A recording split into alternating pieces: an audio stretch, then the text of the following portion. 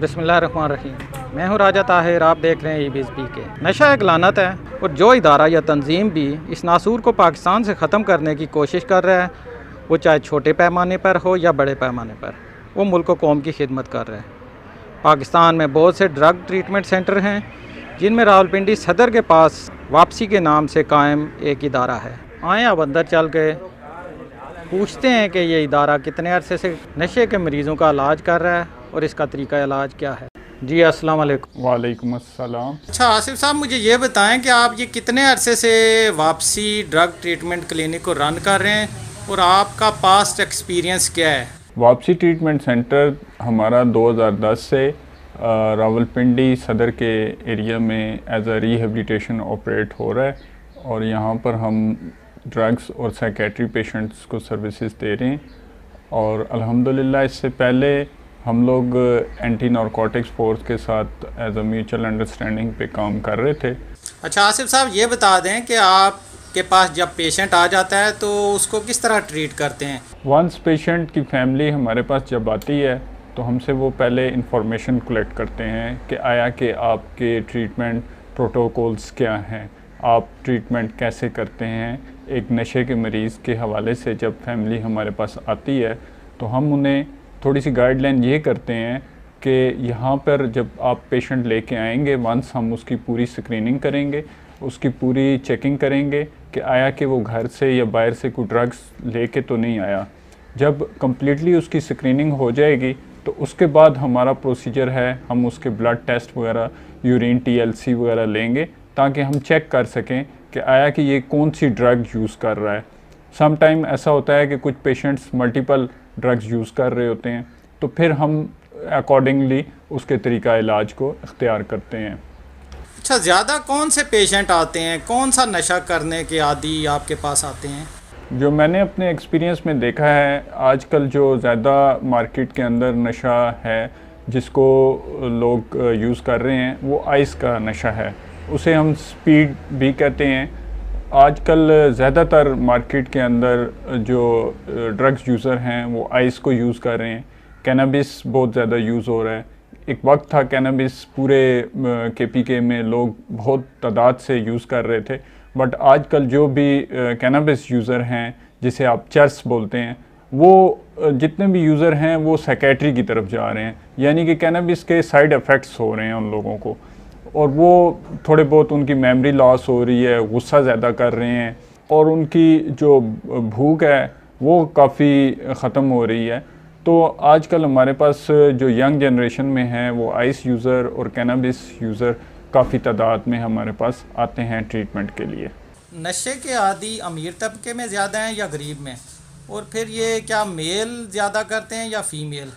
आजकल ऐसा है कि नशे के जो यूज़र हैं वो पुअर फैमिलीज़ में तो थे ही, लेकिन अब ये प्रमोट होके अपर फैमिलीज़ में चला गया है, ये लग्जरीज़ में आ गया है। तो जो अमीर घराने के बच्चे हैं, बच्चियां हैं, यूनिवर्सिटीज़ के बच्चे हैं, बच्चियां हैं, उनमें कॉलेजेस के बच्चे हैं, उनमें ये बहुत ज़्यादा पाया जा रहा है। तो वो हमारे पास नंबर ऑफ़ केसेस रिपोर्ट हो रहे हैं। तो आजकल ये नशा जो है हर तबके के लोगों में पाया जा रहा है। क्या इसमें भी फ़र्क है कि अमीर तबका कोई और नशा करता है और गरीब कोई और। ये बड़ा अच्छा सवाल आपने किया है। बेसिकली पहले आप सुनते थे कि ब्राउन शुगर, जिसे हम पाउडर कहते हैं, वो बहुत ज़्यादा माशरे के अंदर लोग यूज़ करते थे और वो कीमतन सस्ता भी था। लेकिन आजकल कुछ नशे ऐसे हैं, जैसे आइस आ गया, ये स्पीडी नशा है, ये काफ़ी महंगा है। तो ये अमीर तबकात में, अमीर घरों के बच्चे जो है ये ज़्यादा यूज़ कर रहे हैं और उस वजह से उनमें साइड इफ़ेक्ट्स भी ज़्यादा अपीयर हो रहे हैं। आसिफ साहब, आपका ये drug treatment centre Punjab government में रजिस्टर्ड है। जी अल्हम्दुलिल्लाह, ये हमारा treatment centre Punjab health care commission से रजिस्टर्ड है और हमारी जो एफिलिएशन है वो UNHCR के साथ है। यहाँ पे हमारे पास फॉरेनर पेशेंट्स भी हैं जिनको UN सपोर्ट कर रहा है। वो इराक़ से हैं, ईरान से हैं, सोमालिया से हैं, और इसके अलावा यहाँ पर भी हमारे पास जो नशे के आदी अफराद आते हैं वो भी एक अच्छी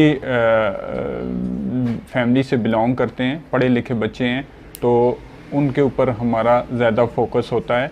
उनको हम अच्छे तरीके से उनकी काउंसलिंग करते हैं, अच्छे तरीके से उनकी ट्रीटमेंट करते हैं, तो अल्हम्दुलिल्लाह हमारे पास 90% रिकवरी रेशो है। जी मैडम, अस्सलाम वालेकुम। वालेकुम अस्सलाम। मैडम, आप थोड़ा सा अपना तारुफ करा दीजिएगा कि वापसी ड्रग एडिक्शन ट्रीटमेंट में आप एज ए क्या काम कर रही हैं? मेरा नाम सादिया बशीर है और मैं वापसी की एज अ डायरेक्टर मैनेजमेंट में काम कर रही हूँ। इसके अलावा मैं क्लिनिकल साइकोलॉजिस्ट भी हूँ। अच्छा मैडम, ये बता दें कि नशा लोग क्यों करते हैं और कैसे शुरू करते हैं इब्तदा में? देखिए, नशा करने के डिफरेंट फैक्टर्स हैं, डिपेंड करता है। बाज़ पीयर प्रेशर में भी आके करते हैं, फ्रेंड्स कम्युनिटी में बैठना उठना शुरू करते हैं बच्चे तो लग जाते हैं, स्कूल कॉलेजेस यूनिवर्सिटीज़ में जाते हैं, डिफरेंट माहौल देखते हैं, डिफरेंट एनवायरनमेंट देखते हैं और उससे कोप नहीं कर पाते हैं तो तब भी नशा करते हैं। इसके अलावा सोशल स्ट्रेसर्स भी हो सकते हैं, फैमिली में कोई इस तरह के इश्यूज़ हो सकते हैं जिसकी वजह से पेशेंट नशे की तरफ चले जाते हैं। मैडम, आपके ये ड्रग ट्रीटमेंट सेंटर में जो पूरा प्रोसीजर होता है ट्रीटमेंट का, वो काइंडली एक्सप्लेन कर दें। हमारे दायरे का ट्रीटमेंट प्रोसीजर ये है कि 90 डेज़ मिनिमम हॉस्पिटल में रखते हैं और फैमिलीज़ को कन्विंस करते हैं। पहले प्री काउंसलिंग करते हैं फैमिलीज़ की, एडमिशन से पहले भी उनको समझाते हैं, पूरा प्रोसेस बताते हैं। उसके अलावा जो हमारा फर्स्ट स्टेप होता है वो डिटॉक्सिफिकेशन होती है, जिसमें डिफरेंट हम मेडिकल टूल्स अप्लाई करते हैं। डिपेंड करता है पेशेंट पे कौन सी ड्रग्स यूज़ कर रहा है, उसकी क्रॉनिसिटी कितनी ज़्यादा है, ड्यूरेशन कितना है, उसका टाइम लिमिट्स कितनी है, उसके अकॉर्डिंग हम पेशेंट को डिटॉक्सीफाई करते हैं।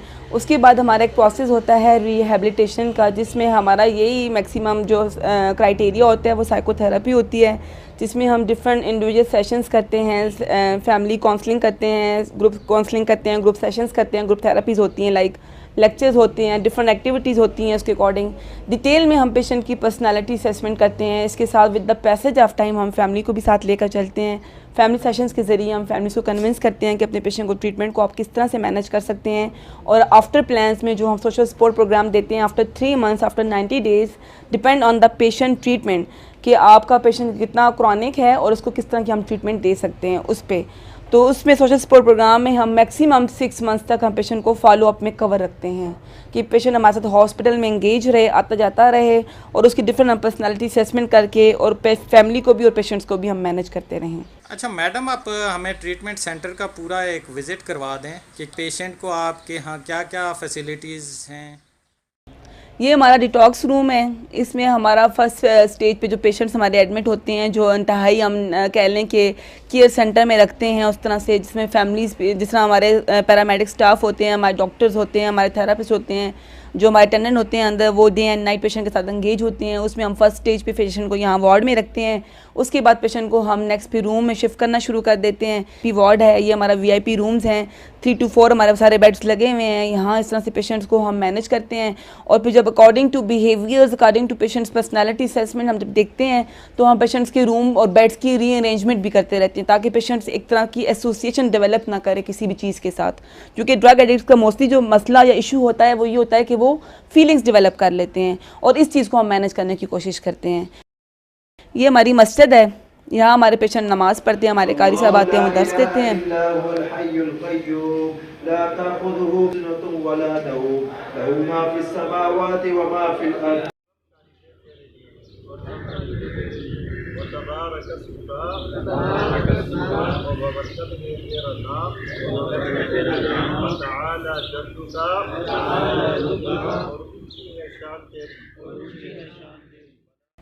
ये हमारा मीटिंग हॉल है, यहाँ हमारे पेशेंट्स के लेक्चर्स होते हैं, ग्रुप सेशंस होते हैं, पेशेंट्स टू पेशेंट थेरापीज़ भी होती हैं। ये आप देख सकते हैं, ये हमारे लॉन्स हैं जो बने हुए हैं, जो बाहर हमारे पेशेंट्स की आउटडोर एक्टिविटीज़ रखी हैं, जिसमें फ़ुटबॉल, हॉकी, क्रिकेट। इसके अलावा हमारी बहुत भी एक्स्ट्रा और भी गेम्स हैं जो कि हम पेशेंट्स को फिज़िकल उसके तौर पे यूज़ करवाते हैं और पेशेंट माशाल्लाह से अपने आप को फिट और एनर्जाइज फील करते हैं। सेंटर के हवाले से आप क्या कहते हैं? वापसी सेंटर एक बहुत अच्छा रिहैब सेंटर है। यहाँ पर बहुत सी ऐसी एक्टिविटीज़ हैं जो और जगहों पे नहीं होती। फॉर एग्ज़ाम्पल, यहाँ पे आप 5 वक्त हम लोग नमाज़ पढ़ते हैं, यहाँ पे हम जिक्र करते हैं, यहाँ पर कारी साहब आते हैं, हमारी काउंसलिंग होती है, डॉक्टर्स आते हैं, साइकोलॉजिस्ट हैं, साइकाट्रिस्ट हैं, हमारे काउंसलर्स हैं। यही वो चीज़ें हैं जिनको अप्लाई करके अपने ऊपर हम इस बीमारी से बच सकते हैं। जी बहुत बहुत शुक्रिया मैडम। थैंक यू, जज़ाकल्लाह।